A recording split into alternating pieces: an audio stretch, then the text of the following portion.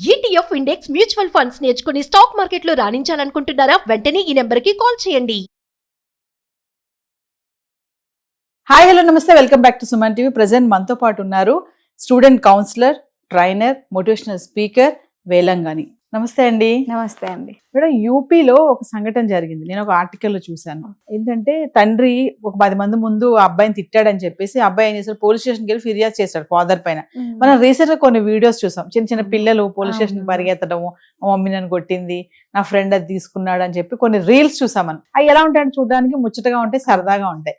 ఇదేంటంటే ఇంకా మీరు చెప్పండి ఒకసారి వివరాల్లోకి వెళ్తే. కొన్ని నెటిజన్స్ కామెంట్స్ ఏంటంటే ఇలాంటి కొడుకు ఉండడం అవసరమా అసలు అని కొన్ని కామెంట్స్ కూడా పెడుతున్నారు. ఒకసారి వివరాల్లోకి వెళ్తే మన యూపీలో జరిగిన సంఘటన నిజంగా చెప్పాలంటే మనము చిన్న చిన్న పిల్లలు వెళ్ళి చేస్తే ఫన్నీగా ఉంటుంది, కానీ ఆ ఫన్నీ పెద్ద పిల్లవాడు చేస్తే చాలా బాధగా ఉంటుంది.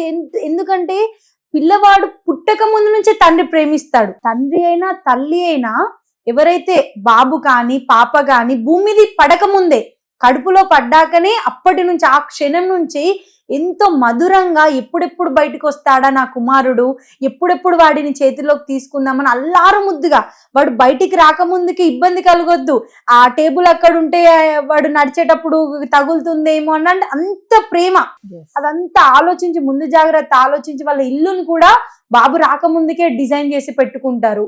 మరి అంత ప్రేమించిన పిల్లలు తల్లిదండ్రులకి ఎగెనెస్ట్ గా తిరిగితే, తల్లిదండ్రులనే వ్యతిరేకిస్తే, తల్లిదండ్రులనే బాధిస్తే, తల్లిదండ్రులనే తిడితే, తల్లిదండ్రులనే కొడితే ఆ బాధ అనేది చెప్పుకుంటే మన పరువు పోతుంది, చెప్పుకుంటే మనకే బాధ, చెప్పుకోలేం. కుమిలి కుమిలి కుమిలి చాలా మంది తల్లిదండ్రులు లోపలనే బాధపడుతున్నారు.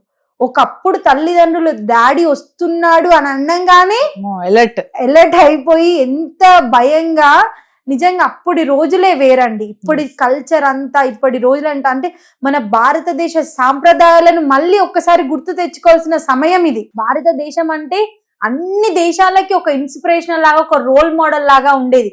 కానీ మన భారతదేశం రోజు రోజుకి ప్రవర్తన, పిల్లలలో ప్రవర్తన కానీ స్త్రీలలో కానీ ఎక్కడ చూసుకున్నా కానీ దిగజారిపోతుంది అని చెప్పుకోవచ్చు. మందలిస్తాడు తండ్రి, కాకపోతే ఇంకెవరు మందలిస్తాడండి?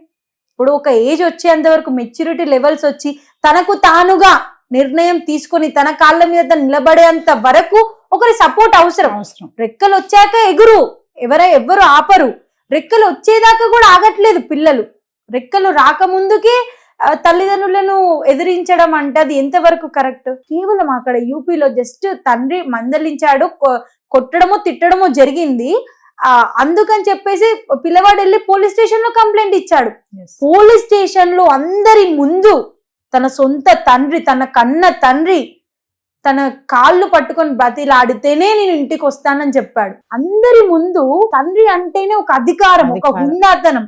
ఆ తండ్రి అనే ఫీల్, ఒక మంచి ఫీల్ ఉంటుంది.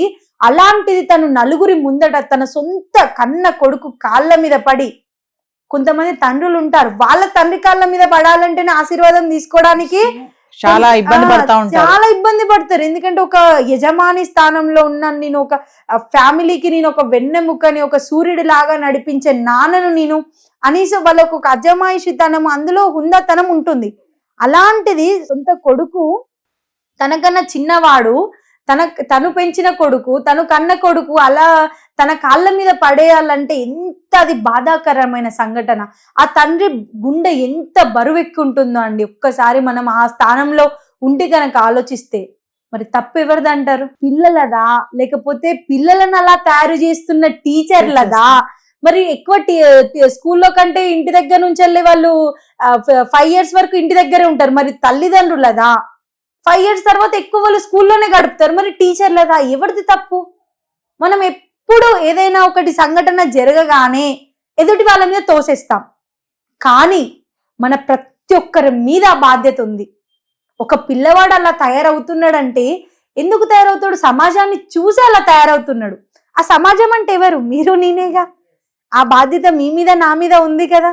మనమేమో సినిమాలేమో అంత వల్గర్ గా చూపిస్తాము, స్మగ్లర్లని చూపిస్తాము సినిమాలో, లవ్ స్టోరీస్ ఏ సినిమా అయినా లవ్ స్టోరీ లేకుండా ఉందా అండి? లేదు. ప్రతి ఒక్క సినిమా లవ్ స్టోరీ మీదనే ఏం అయి ఉంటుంది. చిన్న స్కూల్ లవ్ స్టోరీస్ అని, ఆ ఫిలిం అని, ఈ ఫిలిం అని ప్రతి ఒక్కటి చూస్తూనే ఉంటాం. అటువంటి లవ్ స్టోరీస్ మనం చూపిస్తాము, కానీ పిల్లవాడికేమో జాగ్రత్త చదువుకో, బుద్ధిగా చదువుకో అని చెప్తాము. ఆ లవ్ స్టోరీ తీసేది ఎవరు? మనమే కదా. ఆ లవ్ స్టోరీస్ రాసేది ఎవరు? మనమే కదా, మన సమాజమే కదా. మరి సమాజము ఏమి ఇస్తుందో అదే తీసుకుంటారు పిల్లలు. ఎవరైనా కానీ నువ్వు ఇలా కూర్చోలే అంటే ఎవరు వినను, సిగరెట్ తాగొద్దు, టీవీ చూడొద్దు అంటే ఏ పిల్లలు వినరండి. పిల్లలు చెప్తే వినేరు పిల్లలు కాదు.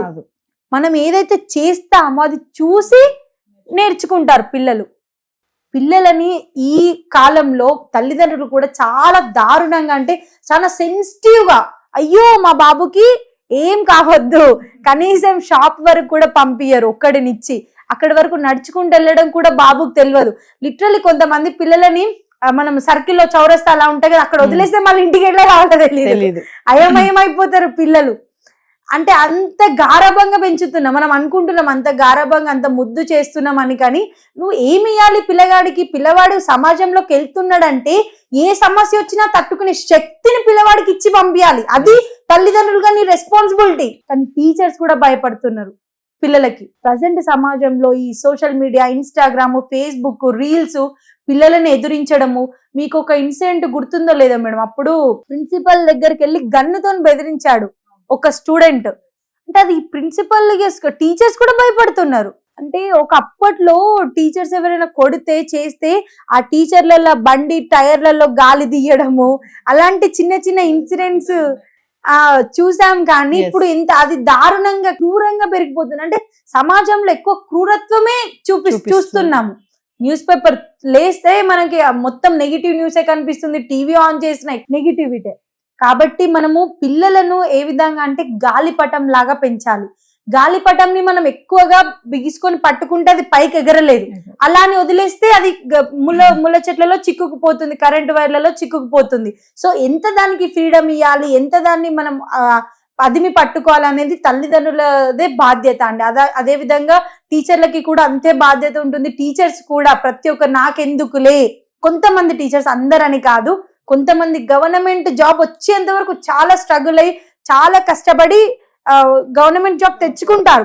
వన్స్ జాబ్ వచ్చిందా, కొంతమంది, మళ్ళీ అందరినీ కాదు, కొంతమంది టీచర్స్ వన్స్ గవర్నమెంట్ జాబ్ వచ్చిందా హాయిగా చెట్టు కింద కూర్చుంటారు. చెట్టు కింద కూర్చొని పక్క టీచర్స్ ముచ్చట్లు పెడతా ఉంటారు, వాళ్ళ క్లాస్ లో పిల్లలు ముచ్చట్లు పెడతారు. చాలా మందిని చూసానండి. ఎందుకంటే నేను రెగ్యులర్ గా స్కూల్స్ కి సెషన్స్ కి వెళ్తా ఉంటాను. మన గురుకులాస్, సోషల్ వెల్ఫేర్ స్కూల్స్, కొన్ని గవర్నమెంట్ స్కూల్స్ లో మంచి హాయిగా గ్రౌండ్ ఉంటుంది. కొంతమంది టీచర్స్ నేను చెప్పేది ఆ విధంగా టీచర్స్ కూడా వారి బాధ్యతను మర్చిపోయి హాయిగా రెస్ట్ తీసుకుంటున్నారు. ప్రతి ఒక్కరు ఒకరు వెళ్ళినప్పుడు మనము బస్ ఎక్కాము, ఒక యంగ్ అబ్బాయి ఉన్నాడు, ఒక అంతలోపు ఒక ఓల్డ్ లేడీ బస్ ఎక్కింది, ఒక ముసలామె బస్ ఎక్కింది, ఆమె నిలబడడానికి చాతనవుతలేదు. ఒక డిగ్రీ అబ్బాయి ఆయన లేచి ఆ అమ్మాయికి ఆ ముసలామెకి సీట్ ఇస్తే 6th క్లాస్ వాడు 7th క్లాస్ వాడు చూసి నేర్చుకుంటారు. అరే ఆ అన్నయ్య అమ్మమ్మకి హెల్ప్ చేశాడు, నేను కూడా ఎవరైనా వస్తే నేను అమ్మమ్మకి హెల్ప్ చేస్తా, అలా చూద్దామన్నా ప్రెసెంట్ పాజిటివిటీ ఎక్కడ లేదు. ఎక్కడైనా మనకు కనిపిస్తుందా అండి పాజిటివిటీ? అటువంటి చిన్న చిన్న ఇన్సిడెంట్స్ చూసే కదా పిల్లలు నేర్చుకునేది. సో అటువంటి పాజిటివిటీని మనం చూపిస్తేనే పిల్లలలో కూడా పాజిటివిటీ పెరుగుతుంది. ఖచ్చితంగా పిల్లలకి మంచి పాజిటివ్ ని చూపించే ప్రయత్నం చేయండి. మనం ఎంత ఫ్రీడమ్ ఇచ్చేస్తున్నాం అంటే పిల్లలకి, పిల్లలు కూడా వాటిని మిస్యూజ్ చేసుకుంటున్నారు. టీచర్స్ కానీ పేరెంట్స్ కానీ వాళ్ళకి ఓవర్ ఫ్రీడమ్ ఇచ్చేస్తున్నారు. ఇప్పుడు మనకి తామర పువ్వు తెలుసు, భానుప్రియుడు తామర పువ్వు కూడా చాలా అందంగా మీలాగే ఉంటుంది నవ్వుతూ. ఆ పువ్వు కూడా సూర్య కిరణాలు ఆ తామర పువ్వు మీద పడితేనే ఆ తామర పువ్వు వికసిస్తుంది. ఆ సూర్యుడు పోగానే అది క్లోజ్ అయిపోతుంది. మనము ఈవినింగ్ టైంలో చెరువు దగ్గర వెళ్ళి చూస్తే అన్ని క్లోజ్ అయిపోతాయి మొగ్గలు. మళ్ళీ సూర్యకిరణాలు వచ్చే వరకు అది విచ్చుకోదు. భానుప్రియుడు అంటారు, ఎందుకంటే సూర్యునికి చాలా ఇష్టమైన పువ్వు అని. కానీ అదే తామర పువ్వు కేవలం నీళ్ళల్లో ఉన్నప్పుడు మాత్రమే విచ్చుకుంటుంది, సూర్యకిరణాలు పడితే. అదే తామర పువ్వు తన హద్దులను దాటి ఆ నీటిని దాటి నేల మీదకి వచ్చిందా, అదే సూర్యుడు కాల్చి మార్చి వేస్తాడు. అంటే ఇక్కడ డిఫరెన్స్ ఎక్కడ లేదు, సూర్య కిరణాలలో డిఫరెన్స్ లేదు, ఆ పువ్వులో డిఫరెన్స్ లేదు, అక్కడ ఉన్న స్పేస్ లో డిఫరెన్స్ లేదు. అదే దూరము, అదే కిరణాలు, అదే పువ్వు, కానీ పువ్వు ఉండే చోటులో డిఫరెన్స్ ఉంది. పువ్వు నీళ్ళల్లో కాకుండా తన హద్దులు దాటి వస్తే ఈ ప్రకృతి పువ్వుని నాశనం చేసినట్టే పిల్లలు కూడా వాళ్ళకి ఇచ్చిన ఫ్రీడమ్ ని మిస్యూజ్ చేసుకోకుండా, వాళ్ళ లిమిట్స్ ని క్రాస్ చేయకుండా, వాళ్ళని యూజ్ చేసుకుంటే, ఆ ఫ్రీడమ్ ని యూజ్ చేసుకుంటే చాలా బాగుంటుంది, వాళ్ళ ఫ్యూచర్ బాగుంటుంది. మనం ఎక్కువగా పిల్లలకి పాజిటివిటీ చూపించడానికి ట్రై చేయాలండి. Thank you. Thank you.